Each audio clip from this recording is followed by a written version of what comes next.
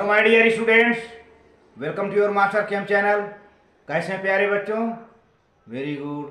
मैं Ullasshankar Yadav master chem channel की तरफ से IIT JEE and NEET foundation के बच्चों के लिए video chemical bonding and molecular structure से लेकर आया हूँ। आज के डिस्कशन में प्यारे बच्चों बॉन्ड एनर्जी के बारे में मेरा डिस्कशन रहेगा। बॉन्ड स्ट्रेंथ, कैसे बॉन्ड स्ट्रेंथ घट जाता है या बढ़ जाता है, बॉन्ड स्ट्रेंथ को कौन अफेक्ट करता है, what are the factors that are going to affect the bond energy, जैसे टाइप ऑफ हाइब्रिडाइजेशन हुआ, एटॉमिक साइज हुआ, रिपल्सन बिटवीन लोन पेयर्स और bond mode of bond fission हो गया, एक्सटेंट ऑफ ओवरलैपिंग हो गया। तो कौन कौन से ऐसे फैक्टर हैं जो कि बॉन्ड एनर्जी को अफेक्ट करते हैं, बॉन्ड एनर्जी की क्वांटिटी कब बढ़ जाती है, कब घट जाती है, ये सारे फैक्टर आज हम डिस्कस करेंगे। और इसी के साथ साथ आईआईटी जेईई और नीट में आए हुए क्वेश्चंस का हम डिस्कशन करेंगे प्यारे बच्चों। तो देखिए कैसे होता है।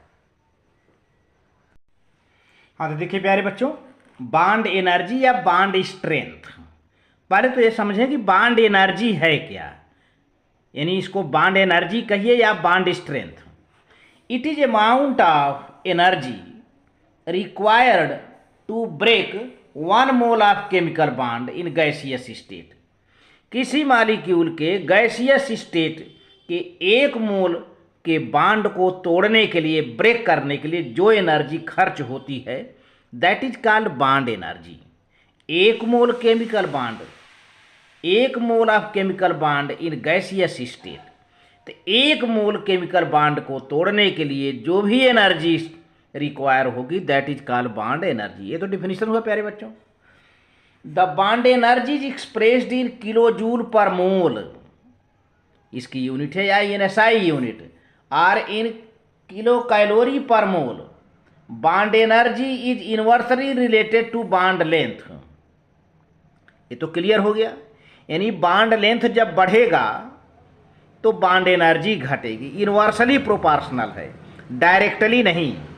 तो यहाँ पर ये है कि bond energy inversely proportional to bond length, ये है, ये रिलेशन है, इनवर्सली प्रोपोर्शनल है। जैसे जैसे बॉन्ड लेंथ बढ़ता जाएगा बॉन्ड एनर्जी घटती जाएगी, या बॉन्ड लेंथ घटता जाएगा तो बॉन्ड एनर्जी बढ़ती जाएगी, इनवर्सली प्रोपोर्शन है। Bond energy depends upon following factors. कौन कौन से फैक्टर्स हैं जिनसे बॉन्ड एनर्जी की क्वांटिटी बढ़ जाती है या घट जाती है? पहले फैक्टर का नाम प्यारे बच्चों, इलेक्ट्रोनिगेटिविटी या bonded atom means bond polarity, atomic size of bonded atoms, extent of overlapping of atomic orbital, hybridization, bond order, mode of bond fission and repulsion between lone pair of electrons of bonded atoms। ये factor हैं। Factor कुछ ज़्यादा हैं, जानकारी रखना बहुत ज़रूरी है।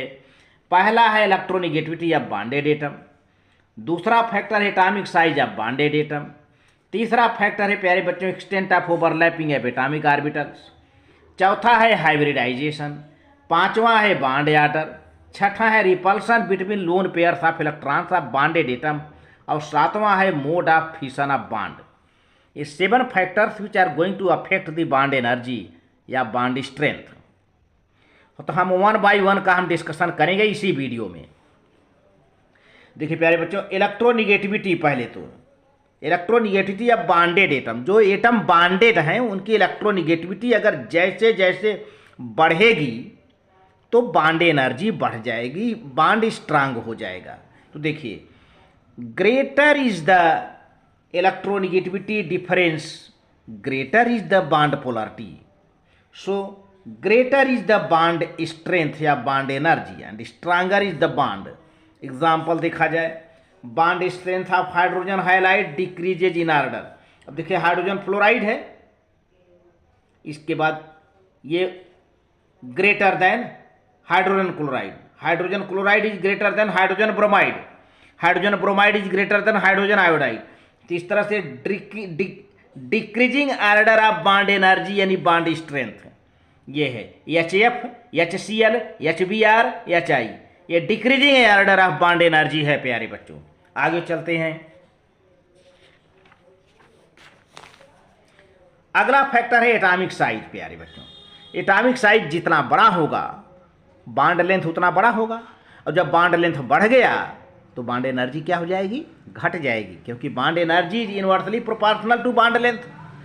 तो जब एटॉमिक साइज ही बड़ा हो गया तो बॉन्ड लेंथ तो बढ़ ही जाएगा, और जब बॉन्ड लेंथ बढ़ जाएगा तो बॉन्ड एनर्जी घट जाएगी, है ना। तो bond distance directly proportional to atomic size of bonded atoms. So small atoms form shorter bond and bond energy is larger. जितना छोटा बॉन्ड हो गया प्यारे बच्चों उसकी बॉन्ड एनर्जी उतना अधिक होती है। Example, bond energy of hydrogen is in the order chlorine chlorine greater, bromine bromine उससे कम, आयोडीन आयोडीन सबसे कम, क्योंकि आयोडीन की साइज बड़ी है। तो ये है, ये Cl2 मालिक्यूल है, ये Br2 मालिक्यूल है, ये I2 मालिक्यूल है। तो सबसे छोटा बॉन्ड लेंथ किसका है, Cl2 मालिक्यूल का। तो sizes are in the order of chlorine, chlorine से ज़्यादा बड़ा है ब्रोमीन, ब्रोमीन से ज़्यादा बड़ा है आयोडीन, इसी हिसाब से है प्यारे बच्चों। अच्छा, अब चलते हैं extent of overlapping of atomic orbitals. Atomic orbital के ओवरलैपिंग का एक्सटेंट क्या है। जितना अधिक ओवरलैपिंग होगा प्यारे बच्चों, a larger extent of overlapping of component of atomic orbitals impart great strength of energy of the bond. यानी maximum extent of overlapping, maximum is the bond energy, stronger is the bond, है ना। Overlapping जितना अधिक होगा उतना अधिक उसकी bond energy होगी प्यारे बच्चों, ये है। अब हाइब्रिडाइजेशन की बात है। हाइब्रिडाइजेशन में जो हाइब्रिड ऑर्बिटल की ओवरलैपिंग होती है वो बॉन्ड ज़्यादा स्ट्रांग। देखिए प्यारे बच्चों, जो ओवरलैपिंग होगी, एक तो एटॉमिक ऑर्बिटल की ओवरलैपिंग होती है और दूसरा हाइब्रिड ऑर्बिटल की ओवरलैपिंग होती है। तो हाइब्रिड ऑर्बिटल की ओवरलैपिंग जो है स्ट्रांगर बॉन्ड बनाता है, एटॉमिक ऑर्बिटल की ओवरलैपिंग थोड़ा सा वीक बॉन्ड बनाता है ना। तो देखिए, hybrid orbitals form stronger bond, यहीं पर बता दिया गया जी। जो हाइब्रिड ऑर्बिटल हैं वो स्ट्रांगर बॉन्ड बनाते हैं because they provide more extent of overlapping. Hybrid orbital की ओवरलैपिंग बहुत ज़्यादा होती है than pure atomic orbitals. The sp3 overlapping results stronger bond than pp atomic orbital overlapping of pure atomic orbitals। तो अब आपको क्लियर हो गया कि हाइब्रिडाइजेशन के अंतर्गत क्या है। एक तो हाइब्रिड ऑर्बिटल की ओवरलैपिंग होती है जिसकी ओवरलैपिंग बहुत ज़्यादा होती है और वो स्ट्रांग बॉन्ड बनाता है। एक तो एटॉमिक ऑर्बिटल की ओवरलैपिंग होती है जिसकी ओवरलैपिंग एक्सटेंट कम होती है हाइब्रिड ऑर्बिटल से। तो इस तरह से प्यारे बच्चों, हाइब्रिड ऑर्बिटल की ओवरलैपिंग से स्ट्रांगर बॉन्ड बनेगा और बॉन्ड एनर्जी हायर होगी उसकी। अब आ जाइए बॉन्ड ऑर्डर। तो बॉन्ड ऑर्डर प्यारे बच्चों, बॉन्ड ऑर्डर जैसे जैसे बढ़ता जाता है वैसे वैसे बॉन्ड एनर्जी भी बढ़ती जाती है, क्योंकि bond energy directly proportional to bond order. पहले इसको जान लीजिए, bond energy is directly proportional to bond order, यहाँ लिखा हुआ है। मतलब बॉन्ड ऑर्डर बढ़ेगा तो बॉन्ड एनर्जी बढ़ेगी, ये है।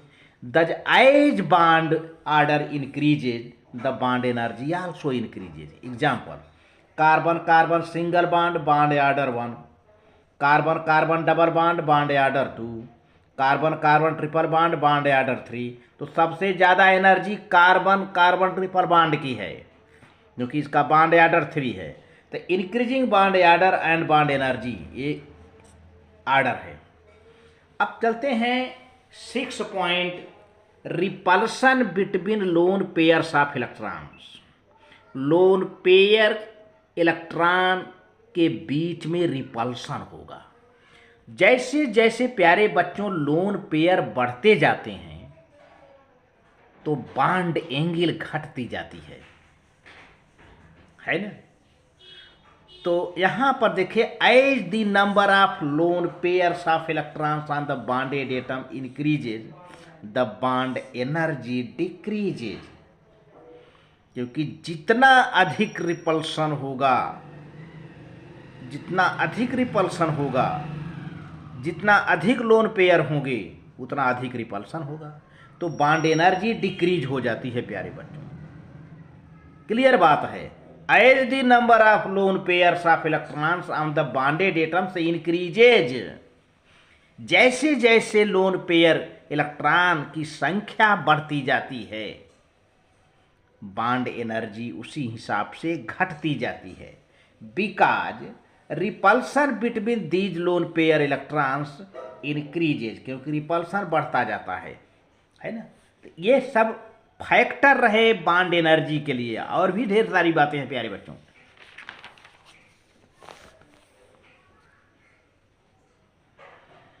Example, the bond energy of following single bonds having 0, 1, 2 and 3 lone pairs of electrons are in order.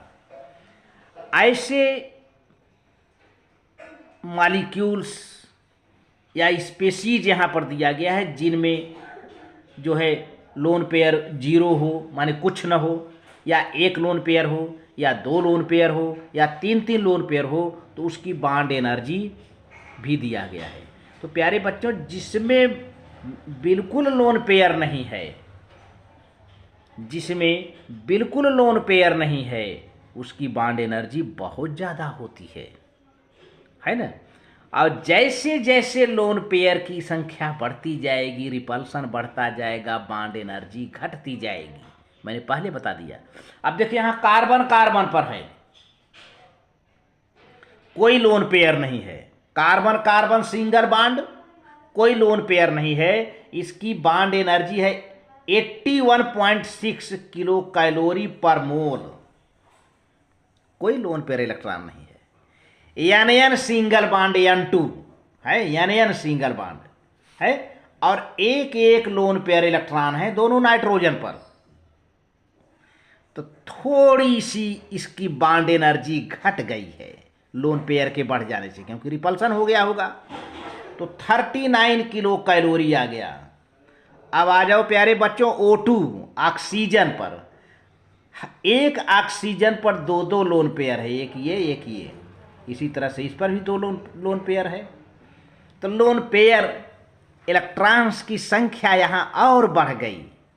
जब और बढ़ गई लोन पेयर इलेक्ट्रॉन्स की, तो बॉन्ड एनर्जी और घट गई। 34.3 किलो कैलोरी पर मोल इसकी एनर्जी हो गई। अब फ्लोरीन एटम की बात देखो, F2। अब इसमें F2 मॉलिक्यूल, अब देखिए यहाँ पर क्या है, 1 lone pair, 2 lone pair, 3 lone pair. एक फ्लोरीन एटम पर 3 लोन पेयर है। इसी तरह से इस पर भी 3 लोन पेयर है। बहुत ज़्यादा लोन पेयर बढ़ गया, बहुत ज़्यादा रिपल्सन हो गए प्यारे बच्चों। इसकी बॉन्ड एनर्जी हो गई 33.3 किलो कैलोरी पर मोल। तो ये रहा फैक्टर। यानी कुल मिला के आपको ये दिख रहा है कि जैसे जैसे लोन पेयर इलेक्ट्रॉन बढ़ता जा रहा है, रिपल्सन भी बढ़ता जा रहा है। अब जब रिपल्सन बढ़ता जा रहा है तो उसकी एनर्जी घटती जा रही है। जहाँ लोन पेयर बिल्कुल नहीं है वहाँ रिपल्सन नहीं है, वहाँ रिपल्सन कम है, उसकी बॉन्ड एनर्जी ज़्यादा है। अब नेक्स्ट लास्ट फैक्टर क्या है, mode of fission of bonds. तो प्यारे बच्चों, बॉन्ड का फिशन 2 टाइप का होता है, होमोलाइटिक बॉन्ड फिशन और हेट्रोलाइटिक बॉन्ड फिशन। होमोलाइटिक में अपना अपना शेयर इलेक्ट्रॉन लेके अलग हो जाते हैं, फ्री रेडिकल बन जाता है। तो होमोलाइटिक बॉन्ड फिशन में बॉन्ड एनर्जी बहुत कम होती है, और हेट्रोलाइटिक में कोई एक स्पेसीज पूरा इलेक्ट्रॉन ले लेगा शेयर का, उस पर माइनस चार्ज आ जाता है, दूसरे पर प्लस चार्ज आ जाता है, उसकी बॉन्ड एनर्जी ज़्यादा हो जाती है। तो देखिए, bond energy needed for homolytic fission of the single covalent bond is lesser, यानी होमोलाइटिक बॉन्ड फिशन की बॉन्ड एनर्जी बहुत कम होती है, lesser than that of heterolytic bond fission. अब देखें यहाँ पर दो कैटेगरी है, ये एथिल ब्रोमाइड है, इसी का हम होमोलाइटिक बॉन्ड फिशन करते हैं, होमोलाइटिक बॉन्ड फिशन। तो अब ये देखिए, इलेक्ट्रॉन ले लिया ये बी आर का, ये इलेक्ट्रॉन ये ले लिया, अब ये इलेक्ट्रॉन ये ले लिया, है ना।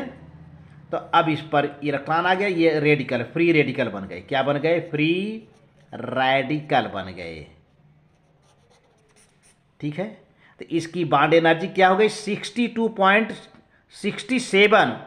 67.2 किलो कैलोरी पर मोल है। लेकिन इसी एथिल ब्रोमाइड में जरा देखिए, इलेक्ट्रोनिगेटिविटी के आर्डर पर ये पूरा इलेक्ट्रॉन, ये एरो लगेगा, पूरा इलेक्ट्रॉन दोनों ले लिया शेयर का, और इस पर निगेटिव चार्ज आ गया, और इस कार्बन पर पॉजिटिव चार्ज आ गया। तो इसकी बॉन्ड एनर्जी जरा देखो, 182 किलो कैलोरी पर मोल, बहुत ज़्यादा हो गया इसके कंपेयर में। ये तो 67.2 था होमोलाइटिक वाला, लेकिन हेट्रोलाइटिक में 182 किलो कैलोरी पर मोल हो गया। तो इस तरह से bond energy is determined by thermochemical method से भी डिटरमाइंड किया जाता है प्यारे बच्चों। अब चलते हैं कुछ क्वेश्चन की बात कर लेते हैं। काफ़ी चीज़ें आपने पढ़ लिया बॉन्ड एनर्जी के बारे में, बहुत ज़्यादा हमने मैटर दे दिया। तो लोन पेयर और atomic size, extent of overlapping, bond length, ये सब सारी बातें डिस्कशन हुई जो कि बॉन्ड एनर्जी को अफेक्ट करता है। अब question, which of the following has largest bond angle? तो प्यारे बच्चों, H2O, F2O, Cl2O, H2S। तो सबसे ज़्यादा प्यारे बच्चों Cl2O है, आपका आंसर है सी, Cl2O। क्यों हुआ? देखिए, bond angle of H2O 105 degree approx, पता है आपको। F2O या OF2 का 105 भी होता है, इसका भी बॉन्ड एंगल होता है OF2। Cl2O का प्यारे बच्चों 110 होता है, एंड H2S का 92 होता है, आपको पता है। हाइड्रोजन सल्फाइड का 92 होता है। तो Cl2O का सबसे ज़्यादा है, लार्जेस्ट बॉन्ड एंगल है। तो इन Br2O bond angle is 110, Br2O भी बॉन्ड एंगल 110 होता है, but in Cl2O since oxygen is more electronegative, oxygen is more electronegative than chlorine, thus the bonding of electrons lie closer to the oxygen atom, and hence there is a large repulsion making angle greater than 109.5 degree. ये रहा। अगला question है प्यारे बच्चों, which of the following has the shape different from others? देखिए प्यारे बच्चों, PCl3 देखा जाए, NH3 दिया देखा जाए, PH3, तो ये तीनों का शेप पिरामिडल है। आप हाइब्रिडाइजेशन निकाल लीजिए फार्मूले से, क्योंकि अब मैं बार बार फार्मूला, पिछले वीडियो में ढेर सारा हाइब्रिडाइजेशन निकालने का फार्मूला हमने बताया है। PCl3, अमोनिया, PH3, इनका जो है पिरामिडल शेप है।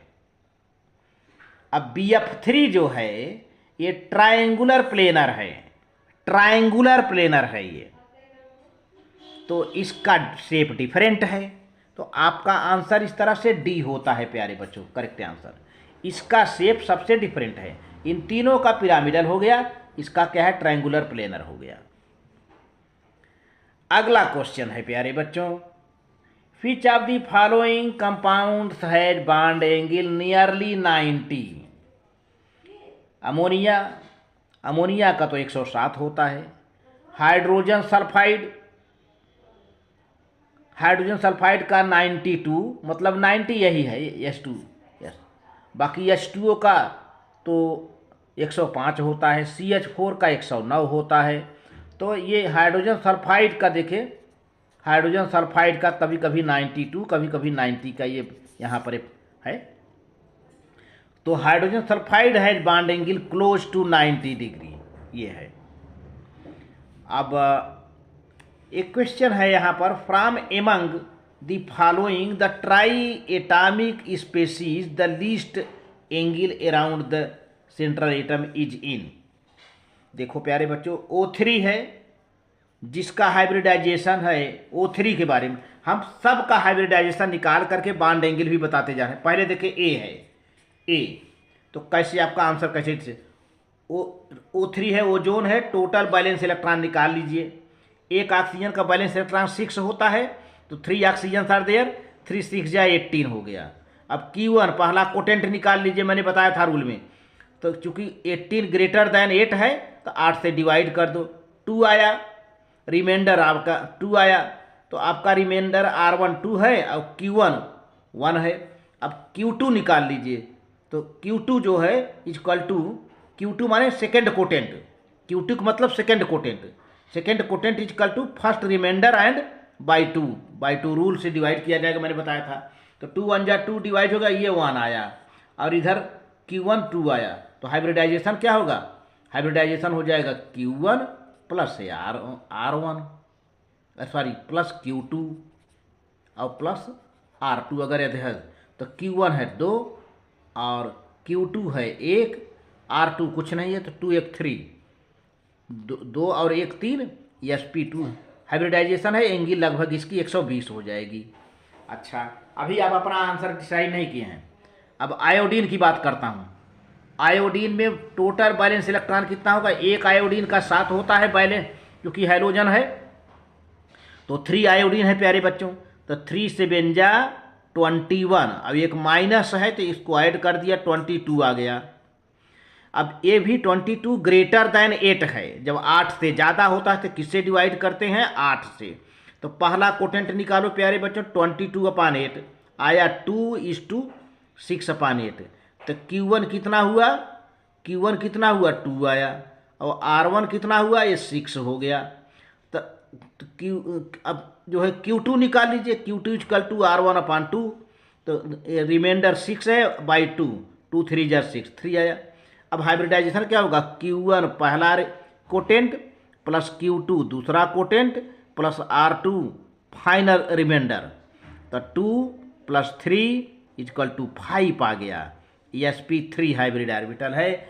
अब इसका बॉन्ड एंगल प्यारे बच्चों, इसमें क्या होगा, इसका लीनियर शेप हो जाएगा, क्योंकि इसके lone pair electron equatorial plane पर दिखे, यहाँ यहाँ यहाँ।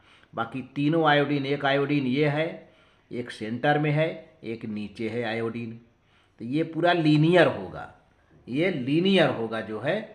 तो लीनियर इसलिए होगा कि इसके जो 3 लोन पेयर हैं वो कार्नर तीनों इक्वेटोरियल पर हैं। बाकी आयोडीन एक देखिए, एक आयोडीन यहाँ है, एक आयोडीन सेंटर में है, एक आयोडीन प्लेन के नीचे है, पूरा लीनियर है। 180 डिग्री इसका हो गया बॉन्ड एंगल।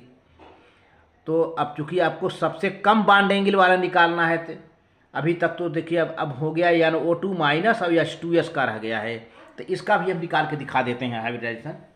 एक पहले का 120 बॉन्ड एंगल आया, दूसरे का हाइब्रिडाइजेशन आ गया sp3d, तो बॉन्ड एंगल आपका 180 निकला, चूँकि लीनियर होने की वजह से। अब आगे देखिए NO2 का,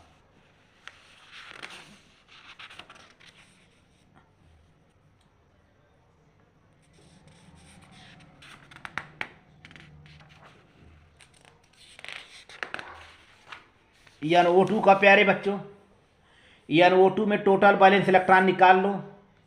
नाइट्रोजन का 5 होता है, ये लिखा है। एक ऑक्सीजन का 6 होता है, 2 6 जा 12, अब एक माइनस है, +1 कर दिया, पूरा टोटल आपका 18 आ गया, 18 बैलेंस इलेक्ट्रॉन। अब चूंकि 18 8 से अधिक है, तो मैंने रूल में बताया था जब 8 से अधिक हो तो किससे डिवाइड करेंगे, 8 से। तो पहला रिमाइंडर Q1 निकाल लो, 8 2 जा 16, पहला रिमाइंडर, पहला कोटेंट 2 आया, रिमाइंडर पहला जो है R1 क्या है, 2 आया, पहला कोटेंट Q1 2 आया, ये रिमाइंडर बच जा रहा है, R1 2 आया, तो Q1 आप लिख लीजिए 2 हो गया। अब R1 पहला रिमाइंडर इसी में है, तो अब R1 2 है, तो इसको जो है दूसरा कोटेंट निकालने के लिए R1/2 माने फर्स्ट रिमाइंडर अपॉन 2, तो एक कट गया पूरा, तो Q2 आ गया। तो फर्स्ट कोटेंट सेकेंड कोटेंट। तो अब हाइब्रिडाइजेशन, टाइप ऑफ हाइब्रिडाइजेशन का फार्मूला ये क्या है, Q1 + Q2 + R2 माने फाइनल रिमाइंडर। तो Q1 कितना हुआ था 2, और Q2 कितना आया 1 आया, R2 0 था, तो 2 और 3, 2 और 1 ये 3 हो गया, sp2 हाइब्रिडाइजेशन। तो इसकी बॉन्ड एंगल 120 हुई। अब आ जाता है हाइड्रोजन सल्फाइड की। हाइड्रोजन सल्फाइड में sp3 हाइब्रिडाइजेशन है, लेकिन सल्फर लेस इलेक्ट्रोनिगेटिव है, sulphur is less electronegative and bond pair repulsion is very less and bond angle is very less, 92.2 degree ये होता है। तो इस तरह से आपका आंसर प्यारे बच्चों डी सही है। H2S, ये जितने मालिक्यूल दिए हैं उसमें H2S ही एक ऐसा मालिक्यूल है जिसकी बॉन्ड एंगल सबसे कम है, क्योंकि सल्फर इसमें मोर इलेक्ट्रो पॉजिटिव है, लेस इलेक्ट्रो निगेटिव है प्यारे बच्चों। तो इस तरह से वीडियो अच्छा लगे तो लाइक करके सब्सक्राइब करना, शेयर करना। Thank you very much.